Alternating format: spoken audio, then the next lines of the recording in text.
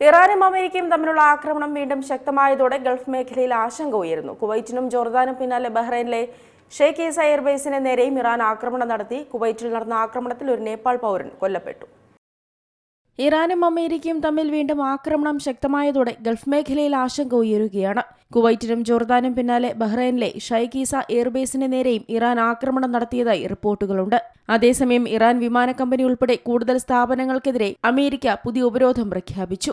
ഇറാന്റെ എണ്ണ കേന്ദ്രങ്ങൾ ലക്ഷ്യമിട്ട് അമേരിക്ക നടത്തിയ വ്യോമാക്രമണത്തിൽ മാതാപിതാക്കളും ഒരു കുഞ്ഞും കൊല്ലപ്പെട്ടതായും നിരവധി പേർക്ക് പരിക്കേറ്റതായും റിപ്പോർട്ടുകളുണ്ട്. മാത്രമല്ല, കുവൈറ്റിൽ ചൈനീസ് കമ്പനി കെട്ടിടത്തിന് നേരെയുണ്ടായ ഇറാൻ ആക്രമണത്തിൽ ഒരു നേപ്പാൾ പൗരനും കൊല്ലപ്പെട്ടു. കുവൈറ്റ് പ്രതിരോധ മന്ത്രാലയം സംഭവം സ്ഥിരീകരിച്ചിട്ടുണ്ട്. ഇറാനും അമേരിക്കയും തമ്മിൽ മിഡിൽ ഈസ്റ്റിൽ സൈനിക സംഘർഷം കടുക്കുന്നതിനിടയിലാണ് കുവൈറ്റിലെ ചൈനീസ് കേന്ദ്രത്തിന് നേരെ അപ്രതീക്ഷിത ആക്രമണമുണ്ടായത്. സംഭവത്തിന് പിന്നാലെ അടിയന്തര സേനകളും സർക്കാർ ഏജൻസികളും ചേർന്ന് പ്രദേശത്ത് സുരക്ഷാ മുൻകരുതലുകളും രക്ഷാപ്രവർത്തനങ്ങളും ആരംഭിച്ചു. പശ്ചിമേഷ്യയിൽ തുടരുന്ന US ഇറാൻ പോരാട്ടം മറ്റ് ഗൾഫ് രാജ്യങ്ങളിലേക്കും ശക്തമായി പടരുന്നതിന്റെ തെളിവാണ് കുവൈറ്റിലുണ്ടായ ജീവഹാനി.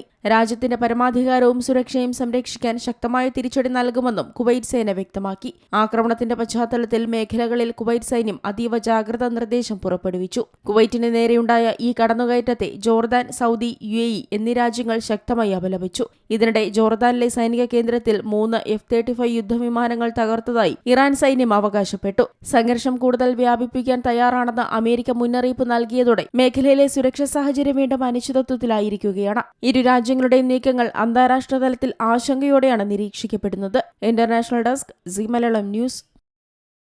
ഏറ്റവും പുതിയ വാർത്തകളും വിശേഷങ്ങളും വിരൽത്തുമ്പിലറിയാൻ സീ മലയാളം ന്യൂസ് എല്ലാ ഡിജിറ്റൽ പ്ലാറ്റ്ഫോമുകളിലും ലഭ്യം.